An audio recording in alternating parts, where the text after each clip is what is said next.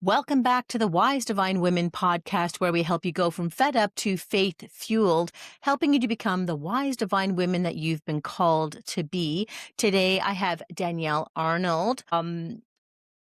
From her own practice. Danielle Arnold also works with Designs for Health, which is a supplemental company. And we just got started talking behind the scenes about what her journey was. And so I said, okay, stop. We do have to press play because this is so important. And this is right up our wheelhouse as we're coming up to our Touch Your Tatas masterclass on Tuesday. So this will come out later today. So Danielle, welcome to the show.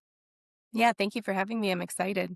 I'm very excited. Thank you. Because it's just honestly perfect timing as God provides, as universe always aligns, and coming into just a beautiful full moon from yesterday.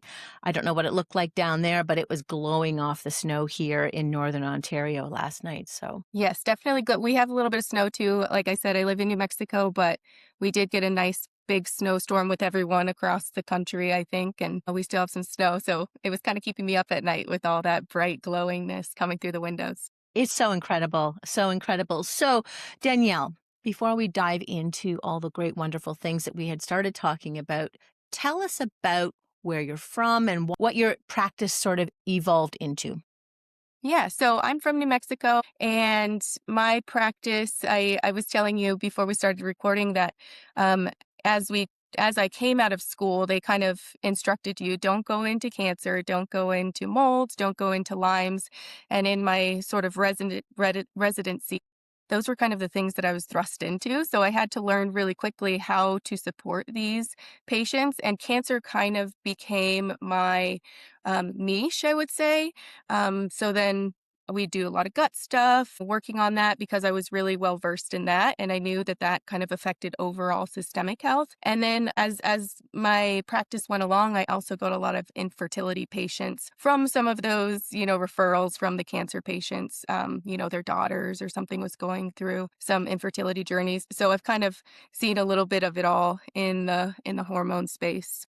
Yeah, I think that's absolutely incredible. And it's exactly, you're just there for those right people at the right time, helping them in all of their struggles, right? Everything endocrine can end up in many different sort of end results, I guess. And it can be with starting off right with bad periods and then infertility. And then I wonder what the research would say, like, not that that may be available and not that they've ever looked at it from that perspective, or maybe they have, like when you start having bad periods and then infertility, what are the breast cancer rates from there?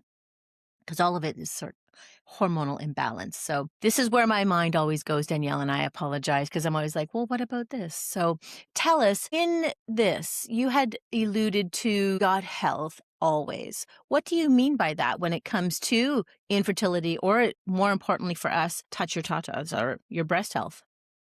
Yeah, I feel like there's a lot of hormone regulating processes that start in the gut, such as like estrogen deconjugation. There's a enzyme in the gut called beta glucuronidase that uncouples estrogen that the liver has basically marked for removal. So if that gets uncoupled, then when it comes through the liver in phase one and phase two, it becomes even more toxic to try to get it to be water soluble.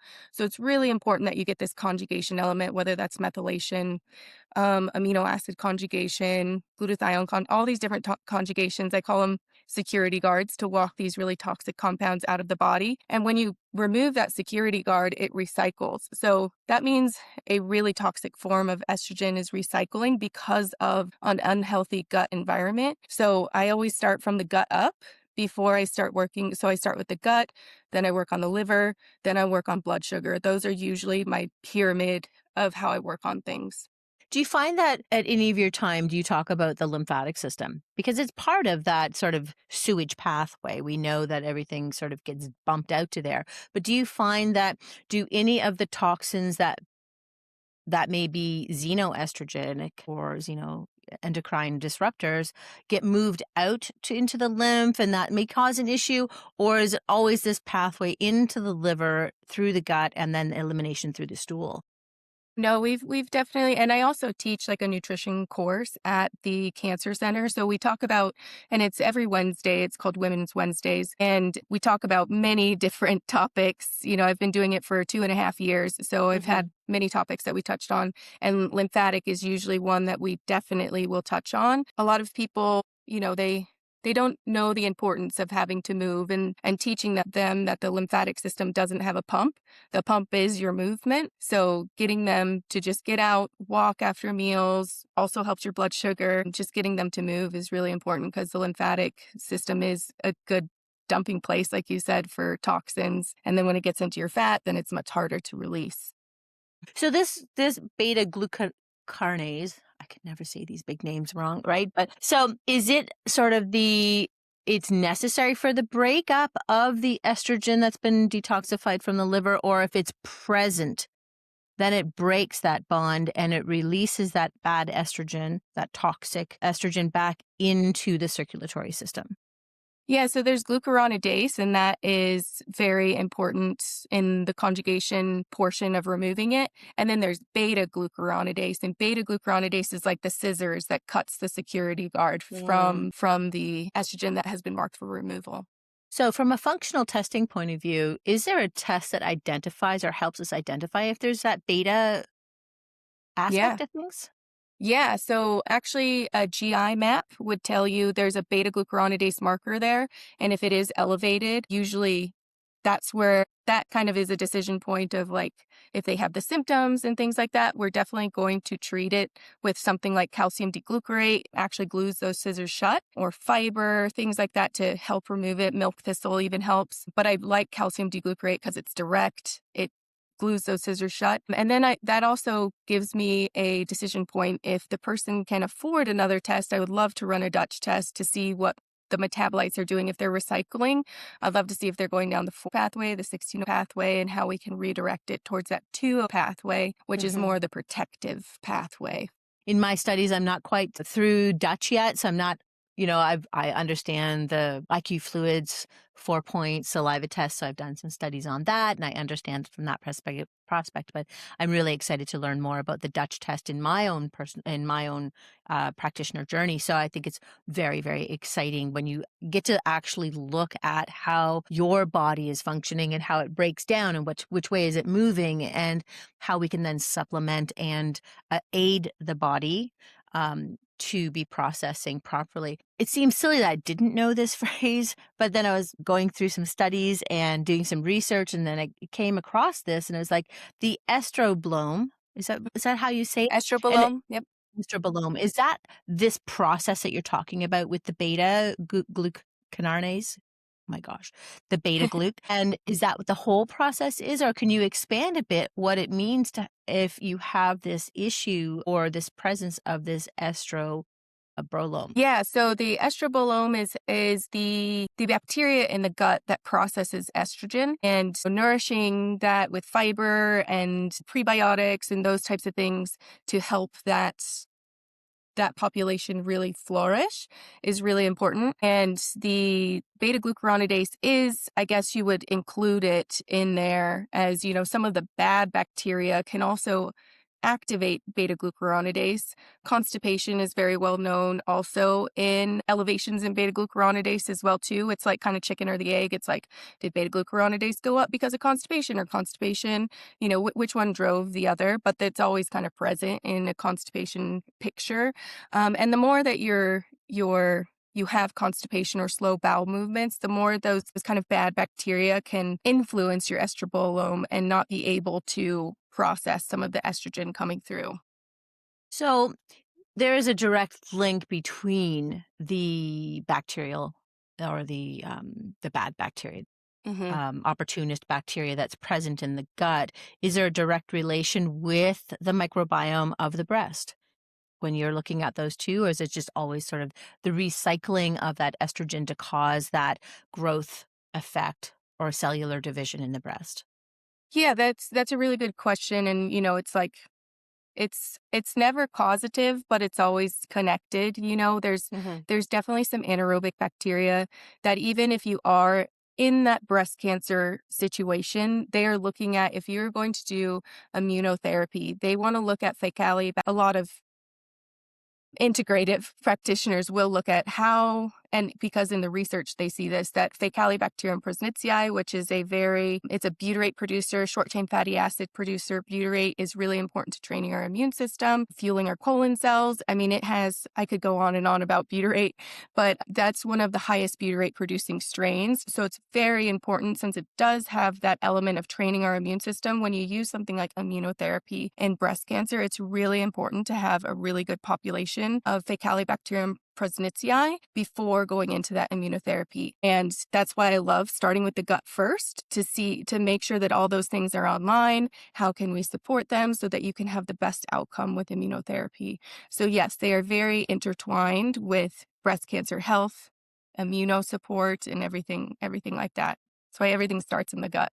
As everything starts in the gut. I know it always sounds so simple, right? And I know Yeah. people that are in that sort of spiral of breast cancer. It's like, I don't have time to heal my gut. They always have this sort of urgency, or they're caught in a system of urgency. And it's, so important to heal it from that perspective so that the rest of the body can naturally recover. And then you have the best opportunity for natural healing to balance the body during your therapies, right? Mhm. Yeah. It's so important. So from a preventative point of view, and not well, we just never know what points of catalyst kind of create the chaos. But I mean, but there's always seems to be a trigger in my mind, I think. But from a preventative point of view, when we're doing the GI stool map or we're looking at the Dutch test, right? Is it those bacteria that we're looking for that make sure that we have those at proper levels? Or is there a certain thing that we should watch for other outside of the estrobolome component that's going to signal that we need to be sort of red flagging? Yeah, I feel like yeah, there's a lot of places we could go there, but definitely like with the GI map, when you're looking at it, you want that commensal bacteria section, which is about page 2, right under H. pylori. You want the last 3 markers within that commensal section to be very healthy, robust population, because I like to say those are like the fertilizer of the gut. Those feed the rest of the microbiome. Those Hmm. also are anaerobic bacteria. So what they do, because they are anaerobes, which means that they do not like oxygen, they crowd out bad bacteria, which love oxygen. So if you have that population, it's a stronghold. It really makes sure that, it's part of the mucosal barrier as well, too, to keep from leaky gut. Very, very foundational. Also call them the Mother Teresas of the gut because they're that fertilizer that feed the rest of the microbiome. Right. So really important that we have healthy bacteria there because then you'll crowd out the bad bacteria. Yes, preventatively, I would definitely say a GI map would be helpful to make sure that we just have all those bacteria that keep the bad bacteria out, that cause the estrobolome to go a little wiry, and then also just creating those short chain fatty acids that train the immune system. That's a butyrate, right? Yeah. Beautiful. So, beautiful segue into understanding probiotics for the gut to help keep these commensal bacteria, the good bacteria, the Mother Teresa's, in good health. What is necessary? I mean, like we often say, or people often say, we need to be taking probiotics every day. And I often question that because then I'm thinking you're overpopulating it with too many things. To me, you have to create this sort of environment, inoculate, and then feed to keep it hmm going. You can't expect to take 5 years of probiotics to do the job if you're not feeding it properly, you're not managing your stress, you're not eating well, right? So, or not taking care of something pathogenic inside the gut or healing leaky gut. But in simplicity aspects, like what exactly are we looking for in a probiotic to help us with this? Yeah, so that's a really great question. And I think that the just take a probiotic like message kind of works for some people because it's simple. It's like, oh, okay, I could just pick one up at Walgreens or CVS or whatever.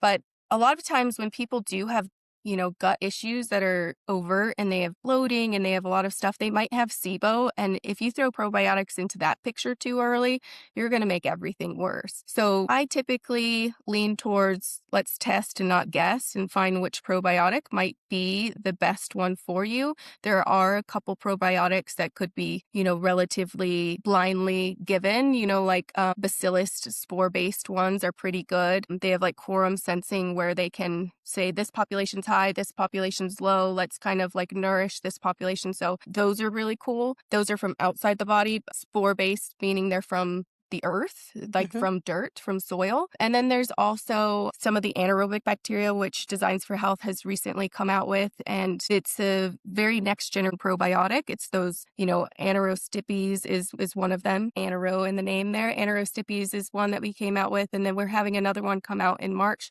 That's Akkermansia, Faecalibacterium, and Roseburia. So those are those Mother Teresas Right. feeding the rest of the microbiome, holding Can on to you that foundation. can you say those again? The Akkermansia and Akkermansia, Faecalibacterium prausnitzii, and Roseburia.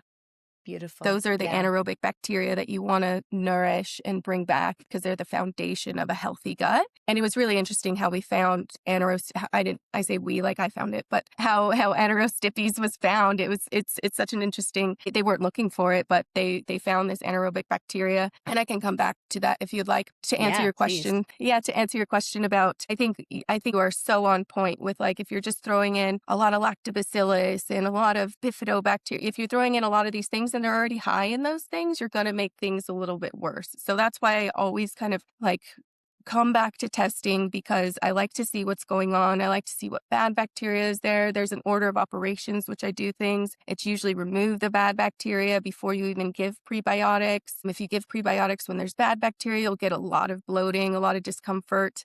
I always see the picture when I know the picture of a person that says, I feel better on a fast food diet when I see their gut test. I'm like, you probably feel better on a fast food diet. Someone told you to eat more colors and someone told you to eat more fiber.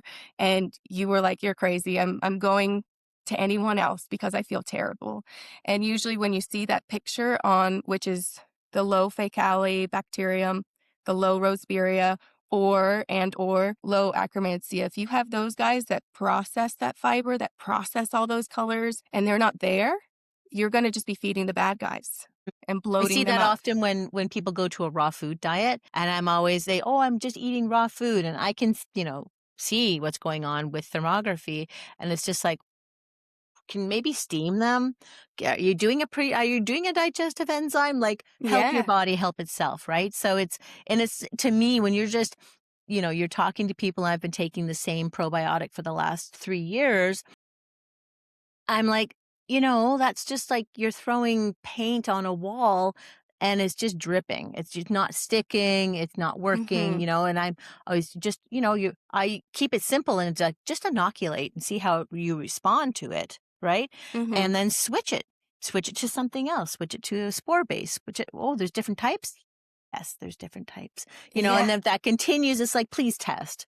You know, Mhm. ask your doctor. And if you can't find a doctor, find a functional person or an integrative because the tests are out there. The science is out there to be so specific on your microbiome of your gut. And if something's off, you have to correct it. It can be that simple. Doesn't mean you have to take thousands of dollars of supplements. No, we have to break it down to eliminate and then restore and then rebalance the whole body.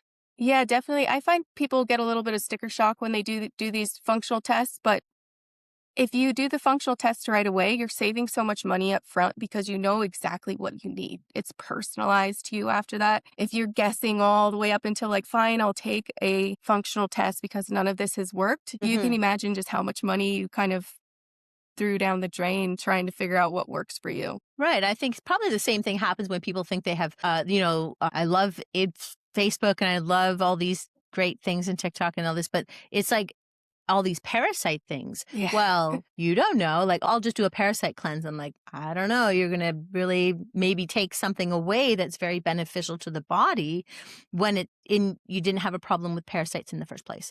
But that's why we test. Don't just throw paint on the wall. You have to prepare it, right? So it's very, very interesting in that perspective. And I know Ancromantia is again one of those new probiotics that we hear a lot about, or I do because I guess I'm in this field now, but it's you hear a lot about it.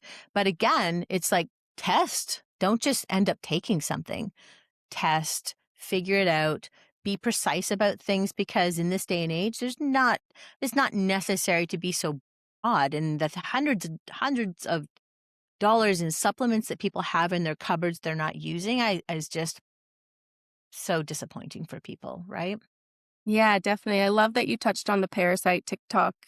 That's something that I hear a lot. It's like Mhm. everyone has a parasite. If you have this, that, and it's like that sounds like me because it's kind of like a horoscope. It always sounds like you. So Yeah.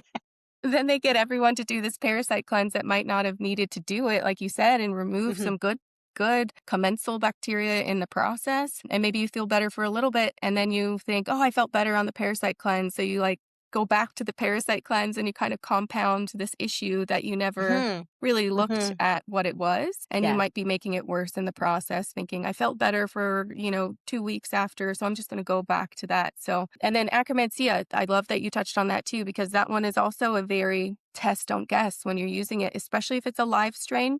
If it's a live strain Akkermansia, what Akkermansia does in the gut is it's called Akkermansia mucinophila. So mucinophila actually means mucin loving. So it breaks Mhm. down the mucus. It doesn't eat anything else but the mucus. And that's why I call that one Mother Teresa of the gut, because if you have a low fiber diet, basically it says, hey, you guys aren't getting what you need to eat. So guess what? I can eat the mucus and I can eat as much as possible and give you guys all these metabolites that you can live off of because you're not getting your food from exogenously from your human. So it'll start churning out short chain fatty acids for the rest of the microbiome to eat. But what happens is it eats it too fast. Sometimes then the actual goblet cells, the specialized cells, can reproduce that mucus. So if you throw in an Akkermansia product in there that is a live strain, then it will increase that population, start eating faster, and you can see how that mucosal It'll layer break could down. collapse. Yeah. Yeah, exactly, exactly. No, that's a very good point, Danielle. That's amazing because, all these fancy hybrid sort of products, again, when you're not testing and understanding your unique microbiome can be very detrimental. So in these new probiotics that are coming out, in those 3, like, how are we to know or can we just take them, especially when we're trying to rebuild those 3 commensal bacteria? And then what are we looking for, like, in perhaps what am I saying? What are we identifying that we may be low in those if we're not testing or we don't even think about it, you just find somebody to test? And then what are the benefits that we're looking for that we see that it's actually working? Yeah, so typically with like say anaerostipes, that's a pretty safe strain to use. The other one's like a combination of strains, which we would typically want you. It's going to be called complete commensal, and that one typically we would want you to test. But for the most part, the strains, the amounts that are in them are they're a lot of foundational support. So we're not too worried about those, but the anaerostipes in general is very safe for most people to take. And so I'll go into a little bit of how we found anaerostipes because it Yeah, please. makes sense as to why you would use it in many different situations. So they didn't even mean to find anaerostipes. The question that the researchers were trying to answer is why do some children have cow's milk allergy and peanut allergies while others don't? And they didn't know it was a microbiome question. And when they went in there, they looked at all these different aspects, and then they looked at the microbiome, and they cultured the microbiome of the unhealthy infant. We're going to call the unhealthy infant the one that has the allergies, and then the healthy infant, the one that doesn't have the allergies. So they cultured their microbiome, and then they isolated all the strains and found out what strains were in each one of them, which ones were missing. And then they put it into mice. They put that cultured microbiome into mice. And then once they had narrowed down like maybe to the 10 strains that they thought would be protective in that were missing from that unhealthy infant, they had further cultured that and put it into the mice and then cultured it all the way down to one, which was anaerostipes. And that reversed cow's milk allergy in those mice, that reversed peanut allergy in those mice. It also protected them. They had used some strains of mice that they had bred to have type 1 diabetes. So most of these mice go on to having type 1 diabetes, and they use them specifically for interventions to see, like, did this intervention work? Did that intervention work? And the intervention, I think it was 60% of the mice, they didn't go on to have type 1 diabetes when they had anaerostipes early on, colonized at a very young age. And that means, mice are a little bit different from us, but that meant like within the first year of birth of a human, what that translates to is if they had anaerostipes colonized, they would usually be protected from going on if they had the genetic disposition to become, if it ran in their family or something, Right. to go on to have type 1 diabetes. So that one is a very protective strain that came from humans. And just like you said, it's kind of like throwing paint throwing paint and it's just dripping down the wall, right? I forget the analogy that you said there, Yep. but it was beautiful. He had given anaerostipes actually comes from the human. So it actually has this ability to engraft and stick around. Most times, most probiotics are very transient in nature. So they actually, once you stop taking them, they kind of lose their benefit. They're very beneficial while we're taking it, but once you stop taking it, there isn't like we've increased lactobacillus forever now, or we've increased, and a lot of those things, lactobacillus comes from like milk, fermented milk, and those types of products. So it's from outside the body, benefiting the body. This one comes from the body, so it can actually engraft. And so some of the So symptoms. Oh, go is ahead. that happening? Sorry, is that happening in utero, or is it happening through the vaginal birth, or is it coming from mother's milk? Yeah, that's a great question, and I'm not sure if I know that. There's still, this is the first discovery, so that'll be their next Mhm. step is like, okay, so is it coming vaginally? Is it in utero or breast milk? I guess that would be their next sort of research to then, as soon as you said that, Danielle, I'm just like, wow. To figure out how to test for that right at birth when you have such heavy genetic disposition in coming into the child at birth, if they're able to test for that and then have that hope of perhaps correcting it with that bacteria, that's really the researchers, I should say, are probably very excited about this discovery. Yeah, definitely. And yeah, I wish I could answer whether it comes from Yeah. like vaginally or because I know a lot of babies are born C-section these days. And, my baby was born C-section and I was kicking and screaming doing it, but I had been in labor for like 28 hours and they're like, failure to progress. He's stuck in the birth canal. We've got to do it. Knowing what I know about the gut, I was mortified that my, my child had to be born, but he was there. He was healthy and that was good.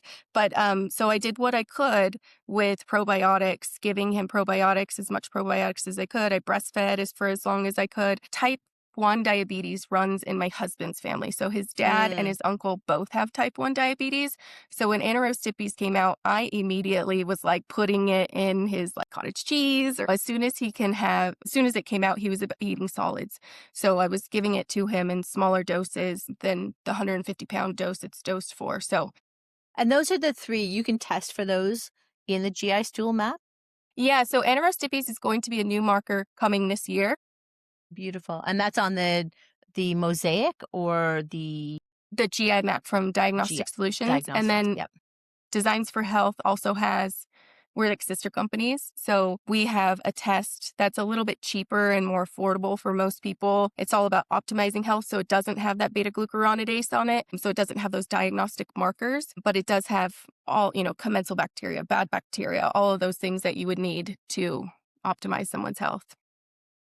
That is Yeah. amazing. And I would say, just because I feel like I didn't touch on like the symptoms that you might see, but kind of I alluded to it, like you might get rid of we can't say you would get rid of any of your food sensitivities or anything like that with something like anaerostipes, but we did just publish a case study. Oscar Kutsia and I just published a case study on someone getting rid of their food sensitivities when they took anaerostipes for 12 weeks. And also bloating goes down, stool regularity, and whether hard, soft, either one, it kind of like modulates a more regular stool with the anaerostipes. Any kind of immune stuff gets a little bit better, but for the most part, the things that people come in and complain to you about are bloating and they just can't tolerate foods and things like that. A lot of that alleviates after about 12 weeks. That's amazing. new question. Where do you think that the digestive enzymes play a role in the commensal bacteria, or do they have any role at all in that? I mean, that can be part of bloating, right? Mhm. That putrefaction in the gut. And as we age, we know that and stress increases. We know that your opportunity for digestive enzymes to function properly kind of diminish. But is that playing a role with the Mother Teresa's of the commensal bacteria? Yeah, Dana, I love that you bring digestive enzymes up because that one for me early on, I would lose so many patients in a good way. I would just be like, hey, you had so many issues.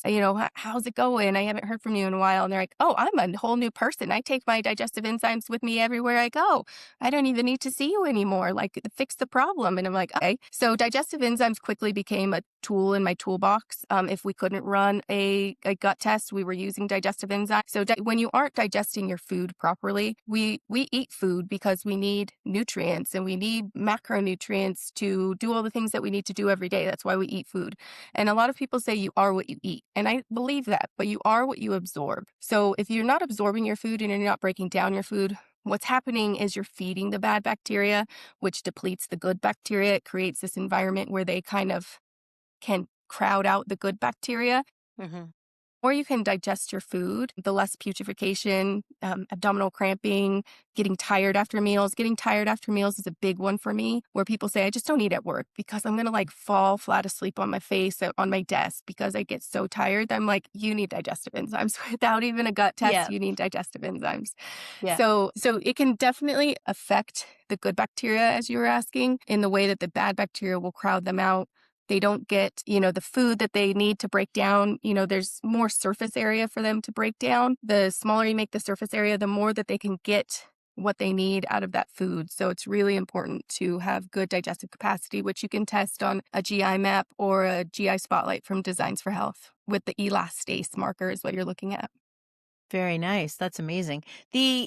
Now, do you find that having a digestive enzyme with the hydrochloric acid or with the HCl or the biotin makes for the breakdown of the food, or does it work better with the digestive enzymes?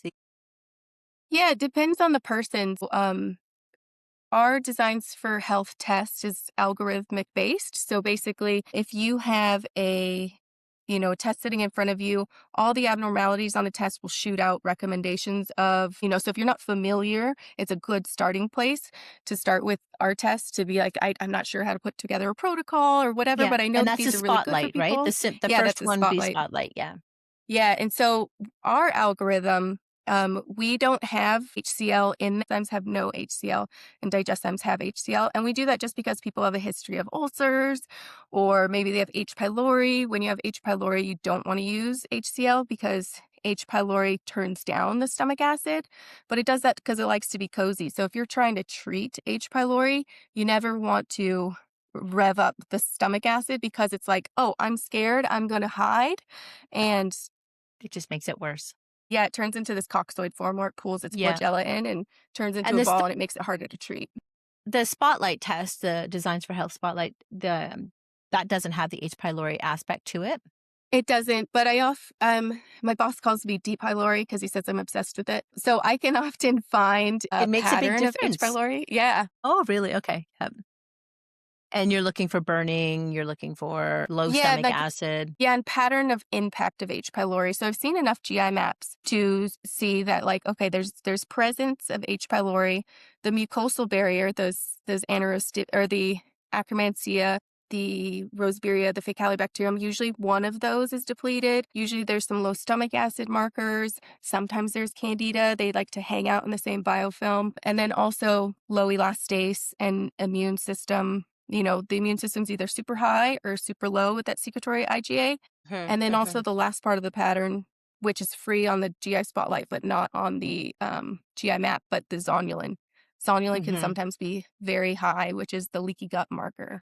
Right, right, right. And when you have everybody there present for the party, H. pylori Is likes to just probably show there. up. Yeah, yeah, exactly. That's so amazing to be able to just understand it that well. And it is very important. One thing I wanted to sort of say, often we see in menopausal women this pancreatic sort of deficiency or maybe inflammatory as our it's challenged with our blood sugars, it's challenged with our stress. And do you find that taking pancreatic enzymes alone can help us menopausally keep our inflammation sort of in check or help us with this wall that we reach with our insulin resistance? Or do you find that you should just circle back and understand gut flora and build it from there up?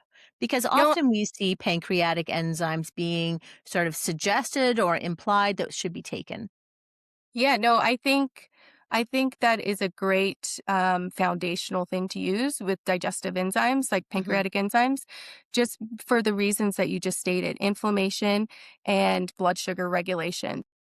So inflammation, when pancreatic output from elastase, which we can measure on a test, goes down, times it's inflammation based. So it's kind of like this inflammation vicious cycle.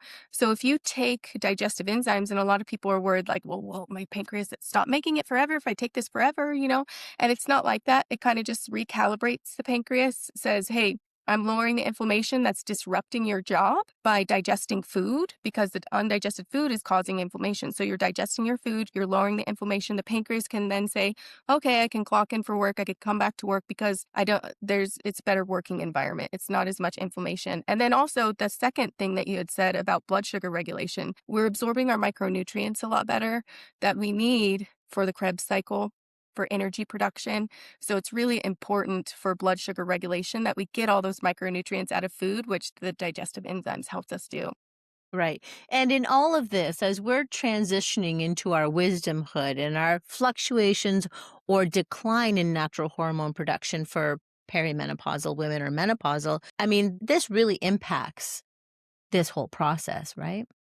Yeah, definitely. You need everything you can get when you go into that transition because your adrenals are really what takes the heat in perimenopause and menopause. I think peripheral brain synthesis of estrogen and those types of things also happen, but your adrenals really take the heat. So getting those adrenal supportive nutrients, making sure that, if you don't have the nutrients, your stress goes up, your cortisol goes up. Your cortisol will spike when your blood sugar gets low because it needs to put blood sugar Energy. for your brain cells and your nerves and all these things that need blood sugar at all times. So as long as we're regulating those things, which is why blood sugar is one of my elements of supporting hormone health, is because if you don't have regulated blood sugar, you're going to keep spiking that cortisol, and you're going to keep cortisol as a hormone, and it's going to impact the rest of your endocrine system. Right, right. Are you finding that it's a completely different sides question here. Are you finding that the GLP-1s are impacting the commensal bacteria in research? We are finding because a lot of times, well, at first with the first generation of GLP-1s, there was a lot more of like where people would come to my office and literally be in diapers. And then the second generation, where they'd have these bowel movements that were just like I can't control it. And then the second generation, I think, had a lot more constipation. So yeah, there's definitely an impact of which I wish I could speak to which bacteria are probably impacted. I think that's probably coming down the line because, Yeah. I mean, we see the benefits of these GLP-1 ones, whether it's like, you are, type 2 diabetic and these are really regulating your blood sugars because we know how that's important that is. Or if you're using microdosing to just help with, like keeping us from that type 2 diabetes and helping us with our energy and doing those things in that stubborn weight loss that we can't take care of in perimenopause or postmenopausal. But that'll be something like there has to be something that gets impacted for these explosive situations. Yeah, there's definitely a trade-off with any kind of medicine, I would say. No, no, exactly. In the, for someone looking to prevent breast cancer, or, I'm on this big, I had talked about touch your tatas for a little bit here. In my field, in the last 9 years of thermography, and we talk breast health, and people always believe that thermography can, replace mammograms, which it doesn't. It just gives us a different opportunity of education and understanding. So it's like I'm always always so amazed. Women don't do their breast exams. Women don't know what food's important. They don't know what hormones play a role. They don't understand gut health or stress and those types of things. But I mean, when we're talking all of this from a preventative point of view, not from post, because we know that there's so many great programs like you've said and like you have initiated and you do constantly for women who have breast cancer. Like, what do we really need to focus on when it comes to maybe testing or digestive enzymes or probiotics to really help in that prevention point of view? Yeah, well, I know so it's a one big of question. Sorry, yeah, Danielle. yeah, I know. I'm like, where do I start with this? And I do want to mention in this podcast something that I love the question I love to ask. On the first Wednesdays, I teach about 40 women, 40 survivors. It's called the Pink Warrior House. And I love that class because I always like, and it's new people always coming to it. And I love to ask about how many people have their gallbladder and having their gall, and you would be amazed how many people in that room that are breast cancer survivors do not have their gallbladder, and they do not have to support not having their gallbladder. So gallbladder is very integral into removing hormones in that whole process, and disposing of them. When your liver has marked them for removal, it kind of like, gobs them up and makes sure that they get outside of the body as well too. So if you don't have a gallbladder and you don't have that bile, you need to be supporting yourself with something like ox bile, or something at Designs for Health that we have is LVGB complex, like liver gallbladder complex. And I love that one in particular just because it has methylation factors. A lot of people get their gallbladder removed, and this is speaking a little bit to your testing as well too, is like, do you have the MTHFR gene? If you are a poor methylator, you need to support methylation, because to push bile out of the gallbladder, you need adequate methylation. And if you don't have Mhm. adequate methylation factors like B6, B9, B12, all these different methylation factors, you're going to have sludgy bile, you're going to get gallstones, and the whole conventional route is remove it Mhm. because you don't need it. But we do, yeah. Like Yeah. same as the appendix. It's kind of like I'm pretty sure we needed that. Yeah. But it's very interesting, right? Like, I would have never really expected that answer from you, Danielle, because that is amazing. And I think that, I mean, to me, I'm amazed at the amount of people who have methylation issues or, oh, I have Hmm. the MTHFR.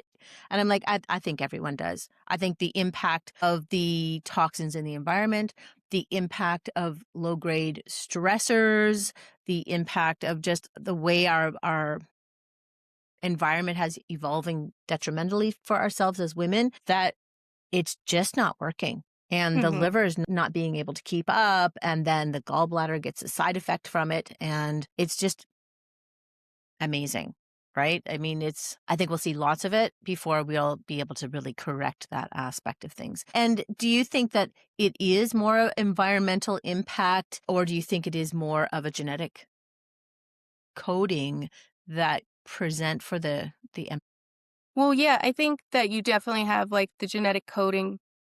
But we do, like you said, live in a very toxic world, and Mhm. we have to do what we can, removing the phytates and the xenoestrogens where we can. We can't remove it all. We can't live on an island. I wish, like a beautiful where we didn't have all Yeah, these toxic impacts. But what we can do is do what we can to lower that toxin load and to lower the load on our liver that already has to process, like so much. medications and all these different things. Just make the load easier on the liver and the gallbladder and our gut to remove some of these things.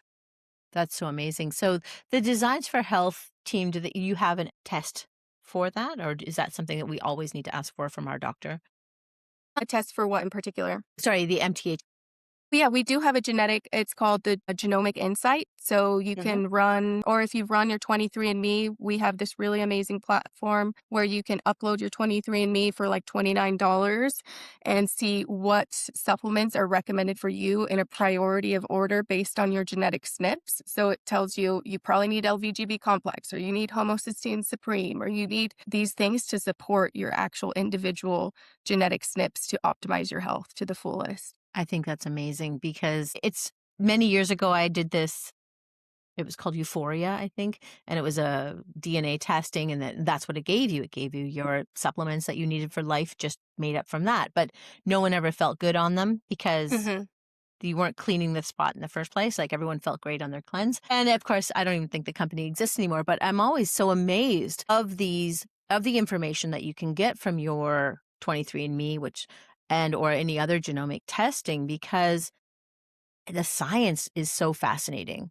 Right? Like it's just to me, the research and the availability of information and the preciseness now that's available for people to, be, a great advocate for their health, I think is just phenomenal. And I think for people who are like, I don't want to know, I don't go to the doctor, I don't trust it, I'm just like, you can't be naive. Disease is Yeah. disease, and everyone, it's just inevitable for if you're not taking care of yourself, the body degrades and gives opportunity for bad things to flourish. And I think it's incredible the amount of opportunities people have, right?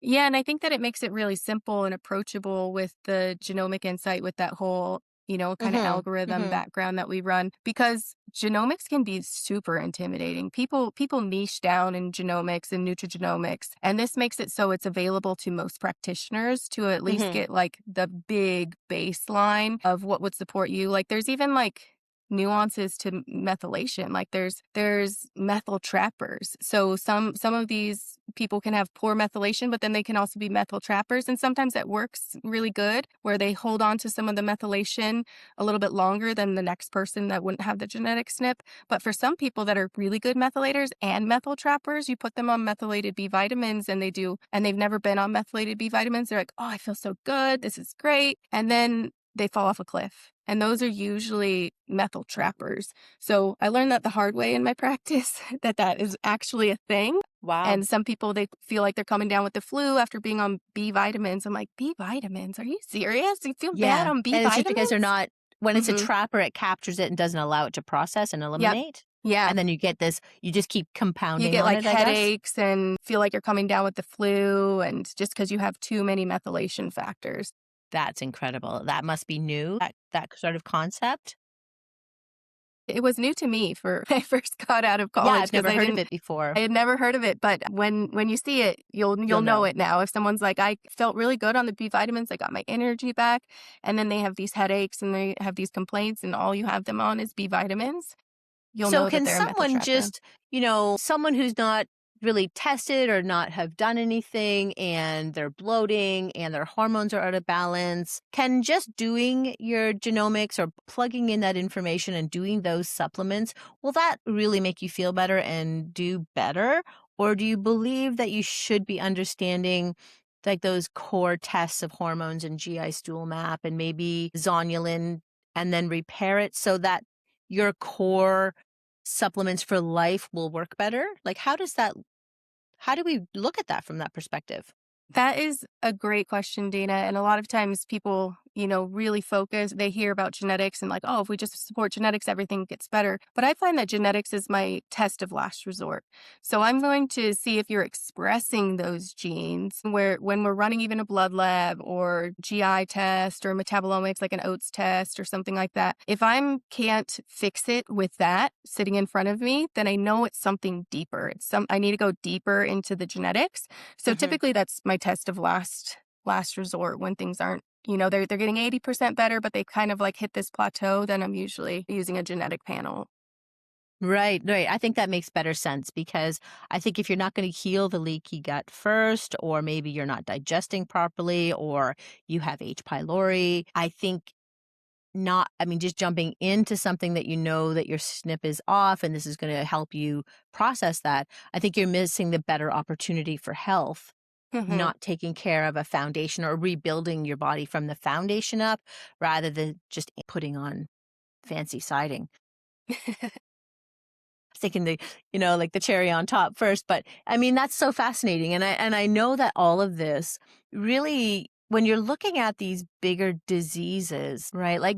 And or situations like breast cancer, colon cancer, even pancreatic cancer, I think if we are not understanding ourselves from a foundation, like where we are rebuilding ourselves back up, I think healing the body from that perspective, using the precise supplements that you have, or like even that Designs for Health have, or that you can be really precise. Once you have tested sort of foundation and see where the missing gaps are, right? Hmm. And that's going to help, maybe stave off these terrible diseases, but it also helps our body recover better. Yes? Yeah, definitely. And I think you're exactly right with, I mean, both parts of what you just said. But that first part really resonated with me because a lot of times it's fixing all that so you don't turn that light switch. So you get that epigenetic foundation that you want when you're thinking about genetics. A lot Hmm. of like inflammatory or, living a lifestyle that's opposite to your genetics, which can turn on those genes and turn on those genes sometimes that wouldn't have otherwise be turned on unless it was for your lifestyle. So if you fix the lifestyle and stuff, usually the genetics are kind of like quiet. You don't have to worry about them activating or Activating. anything like that. Oh my goodness. So, where can people find you as a practitioner? Yeah, so I'm the Source Functional Nutrition, and you could just put Source Functional Nutrition in online. We've found that a lot of people, including myself and my husband, we misspell functional or nutrition or something. So sourcefn.com is how you can find our website. That's amazing. That's amazing. And you help people online and in person? Yeah, so I help patients online most of the time, and then in Hmm. person sometimes from the cancer center when I In New see them Mexico. there. And then also, I also am in the clinical support. So if you have any practitioners that are listening to this and they're new to the GI map, new to the Dutch, we also have a clinical support team that we don't care if you run a Dutch, we don't care if you run a GI map. We just want to make you comfortable with using Hmm. our product line and understanding the results. So we'll go over the results for you. And that's really helpful when people come in with this whole folder of like, I have this Dutch test and I have this GI map, and you're not the actual clinician that ran it. Hmm. You don't get to call Dutch and say, "Hey, help me walk me through this." But that's where we come Right. in. We don't Right. care if you're the ordering clinician or anything like that. We're going to help you understand the test. So you Right. can always, and that's free to set it up And with that's on the us. Designs for Health Mhm. website. Now, on the Designs for Health website, do you have a list of practitioners that have, studied or that you sort of refer to? Is it like if someone goes, I really want to have that test. I really want to understand how these new, commensal bacteria supplements are going to be beneficial to me. Is there a list of practitioners that you have on the website? We don't have a list of practitioners. Oh, are you talking about for patients Yeah, for looking to patients. match to a practitioner? We're Hmm. actually coming out with that because we've noticed Yes. that, the more kind of like out there that we get press or whatever, people are like, oh, I want to do that. But Yeah, exactly. it's a practitioner only company. So we Site. Yeah. are coming out with like enter in your zip code Hmm. and then you can be matched with the practitioner that way. Right. Right. So, I mean, Yeah. if you're listening and you've really appreciated the testing that we've talked about, like testing that I'll be able to offer soon or supplementation that you've heard about today, these are where if you have a naturopath or you have a functional diagnostic or you have a functional medicine or a functional nutritionist, all these different nuances that are happening in the world because we're dialing down, then these are great questions for them to ask. I heard Danielle speak and she's talking about this or that. And is this something that you offer? Even with your medicine primaries, these are always the questions I'm like, don't be afraid to ask your medical doctor. These are wonderful things they don't know about yet, maybe, or maybe they have, and it's too much for the average person. So don't be afraid to open these conversations about your microbiome, about genetic testing, about stool tests, about hormone tests to your doctor. And if they say, I don't know, great, let me help you find somebody, or at least where to turn when it comes to functional medicine or functional diagnostic nutrition or functional nutritionist integrative. Like this is such a whole new world for people to really understand themselves now that the research and supplementation is there to match, right? Yeah, definitely. And I know a Okay, lot of doctors can get creative of like HSA, FSA, and all those things and paying for exactly. these tests. Exactly. And I'm always like, just ask your doctor. Hmm. Like you don't know. You don't know. They're not going to talk to you if you don't ask. Okay. Word of wisdom that you hold yourself and your family true to. A word of wisdom. Eat as close as nature as possible. If you can pick it, if you can pull it, if you can kill it and eat it, fish for it or whatever, that's what you can do for best health outcomes. Amazing, amazing. Danielle, thank you. I've held you for so long here today, and this has been an incredible conversation, and I thank you so much. Yeah, thank you so much for having me. Thank you so much, everyone, for being part of this podcast today. I hope the information we've given you, again, always speak to your medical doctor first, cover yourself, and, open these conversations as well. And if you want to talk more, please reach out to Danielle or to myself about really fine-tuning your health. I hope this is helping you go from fed up to faith-fueled, helping you to become the wise, divine women that you've been called to be. Thank you for joining us.